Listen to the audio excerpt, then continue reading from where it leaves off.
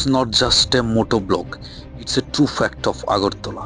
So hello namaste সত শ্রী আকাল, কেমন আছো? আগরতলা আমার কাছে স্বপ্নের নগরী, অনেকের কাছেও তাই। আগরতলা ত্রিপুরার এমন একটি শহর যেখানে সম্পূর্ণ ত্রিপুরা একত্রিত হয়ে যায়। আগরতলা সম্পর্কে যদি আমি সব কিছু বলতে চাই তাহলে 10-20টা তো ব্লগ আমাকে বানাতেই হবে মনে হয়। ত্রিপুরার যে কোনো প্রান্তে থাকুন, একদিন আপনাকে আগরতলার প্রয়োজন হবেই হবে।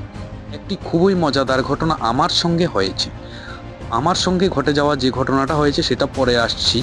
আগরতলা কতটা ফেমাস আপনি ত্রিপুরার বাইরে গেলেই বুঝতে পারবেন।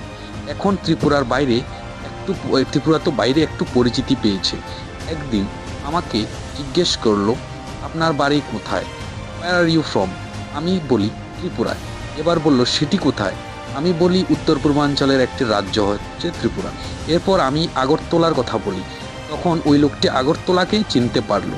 তো সেখান থেকে আমি বুঝতে পারলাম যে আগরতলা ত্রিপুরা থেকে ফেমাস। কেউ কেউ আবার আমার এই কথাটা শুনে হাসবে, কারণ আগরতলা তো ত্রিপুরার মধ্যেই অবস্থিত। আমি বর্তমানে আছি আগরতলা ফ্লাইওভারের উপর, আর এটি দক্ষিণ দিকে বরদোয়ালি পর্যন্ত বিস্তৃত, আর পূর্ব দিকে এটি উমাকান্ত একাডেমি পর্যন্ত বিস্তৃত, আর এটার দৈর্ঘ্য হচ্ছে 2.26 কিলোমিটার পর্যন্ত। ফ্লাইওভারটা বানানোর জন্য মোটামুটি রিপোর্ট অনুযায়ী খরচ হয়েছে 250 কোটি টাকা, আর এটা বানানো হয়েছে ট্রাফিক নিয়ন্ত্রণ করার জন্য।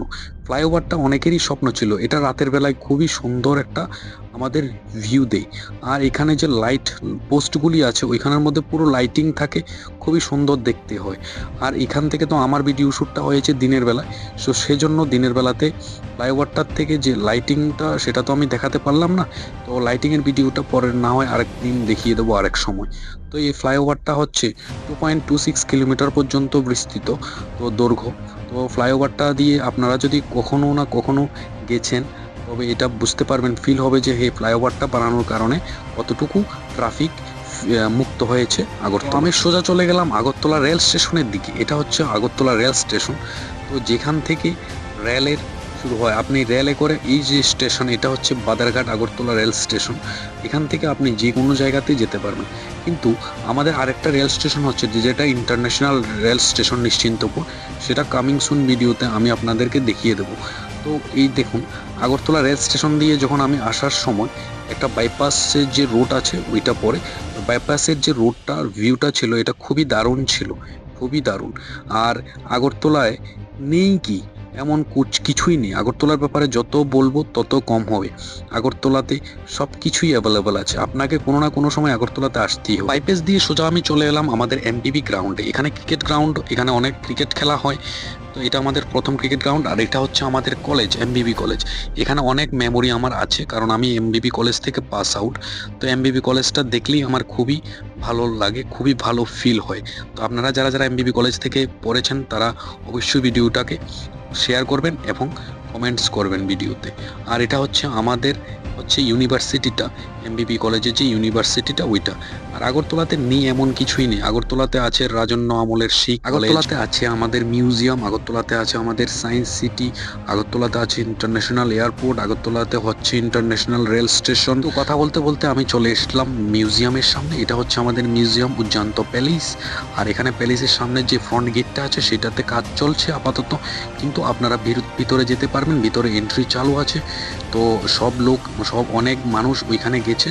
তো আমরা জাস্ট ঘুরে ভিডিওটা করে নিয়ে চলে যাচ্ছি। আমি তো মিউজিয়ামের ভিতরে যাচ্ছি না, আমি আগরতলাকে মোটামুটি ক্যাপচার করছি আজকে। তো সেই জন্য আমি ভিডিওটা করে চলে এলাম এখান থেকে। এটা হচ্ছে আমাদের মিউজিয়াম। আর এই যে জায়গাটা হলো, এটা হচ্ছে রবীন্দ্র শতবার্ষিকী ভবন। এখানে আগরতলা কলেজের হোক বা যে কোনো বড় বড় প্রোগ্রাম হোক, যে কোনো প্রোগ্রাম এখানে করা হয়। পলিটিক্যাল পার্টির প্রোগ্রাম হোক, এনিথিংস এখানে করা হয়। আর এটা হচ্ছে আমরা আস্তাবল, আমি আস্তাবল ময়দানটা আপনাদের দেখাবো। আস্তাবল ময়দান হচ্ছে one of the biggest Maidan of Tripura বলা যায় যেটা। তো আস্তাবল ময়দানের এই যে এখান থেকে বাইরে থেকে নাজারা, আমি ভিতরে যাচ্ছি না, অনেক বড় আস্তাবল ময়দান। তো এখানে মানে কতজন লোকের ক্যাপাসিটি সেটা আমার জানা নেই, তো আমি জানি না। তো এখান থেকে দেখুন রোড ভিউটা অত্যাধিক খুবই সুন্দর। আর এই যে ব্রিজটা আছে এটার মধ্যে রাতের বেলা যদি আপনারা যান তাহলে দেখতে পারবেন, এটার মধ্যে আমাদের জাতীয় পতাকার 3টি কালার খুবই সুন্দরভাবে দেওয়া। আগরতলার মধ্যে সবচেয়ে বিখ্যাত পার্ক হচ্ছে হেরিটেজ পার্ক। আমি হেরিটেজ পার্ক নিয়ে আগেও ভিডিও বানিয়ে নিয়েছি। তো এটা হচ্ছে হেরিটেজ পার্কের সামনের জায়গাটা, আমি তো আর ভিতরে যাচ্ছি না। তো কথা বলতে বলতে আমি পৌঁছে গেলাম ত্রিপুরার গোবিন্দ বল্লভ প্যান্ট হসপিটাল মতলব জিবি হাসপাতালে। তো এই জিবি হাসপাতালটা হচ্ছে সর্বপ্রথম হাসপাতাল গড়ে তোলা হয়েছিল আমাদের আগরতলাতে।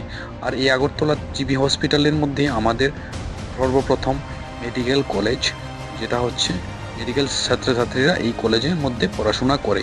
আর এই মেডিকেল কলেজের ছাত্রছাত্রীদের জন্য প্র্যাকটিসও আমাদের জিবি হসপিটালেই করানো হয়।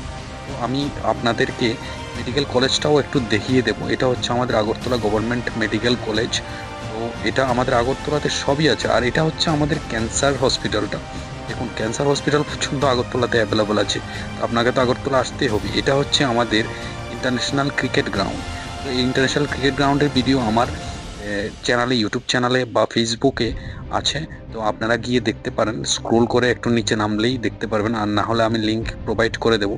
আর এটা হচ্ছে আগরতলা ইন্টারন্যাশনাল এয়ারপোর্ট। আগরতলাতে নেই এমন কিছু নেই, আপনি কোথাও যান আগরতলাতে আপনাকে আসতেই হবে। এটা ছিল আমার আগরতলা নিয়ে ক্ষুদ্র অভিজ্ঞতা।